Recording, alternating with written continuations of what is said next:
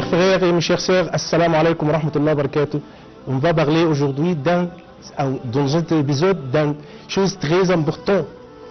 Quand l'expiation devient-il obligatoire pour les jeûneurs? Si l'homme a rompu délibérément les jambes par un rapport sexuel, il doit assurer à la fois la compensation et l'expiation, tout en se repentant auprès d'Allah subhanahu wa ta'ala.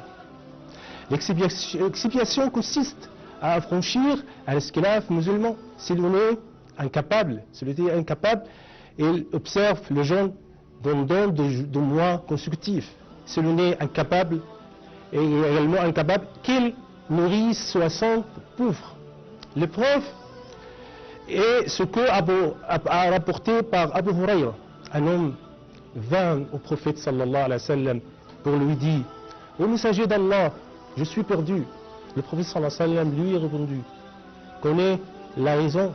Il dit: j'ai eu un rapport sexuel avec ma femme durant le mois de Ramadan. Il dit: peux-tu affranchir un esclave? Il répondit: non. Il dit alors: peux-tu te jeûner 2 mois consécutifs? Il dit: non. Il dit alors: peux-tu nourrir 60 pauvres? Il répondit: non. Il dit alors: assieds-toi et assis. Puis le prophète sallallahu alayhi wa sallam apportait un panier rempli de dattes. Il dit: prends cela et offre comme aumône. Il dit: par Allah, il n'y a pas plus pauvre dans cette région que ma famille. Le prophète sallallahu alayhi wa sallam réagit jusqu'à ce que ses canines soient visibles. Puis il dit: prends-le et nourrissons ta famille. Celui qui doit s'acquitter de la kafara ou l'expiation, on ne peut ni lépré un esclave, ni jeûner, ni nourrir des pauvres, verra cette obligation s'amener pour lui. Ce n'a pas la capacité. Allah subhanahu wa ta'ala dit: Allah n'impose à aucun homme une charge supérieure à sa capacité. La yukallifu Allahu nafsan illa wus'aha. Aussi, par la pratique du prophète sallallahu alayhi wa sallam, qui a mené l'expiation pour l'homme qu'il avait informé qu'il n'avait pas la capacité.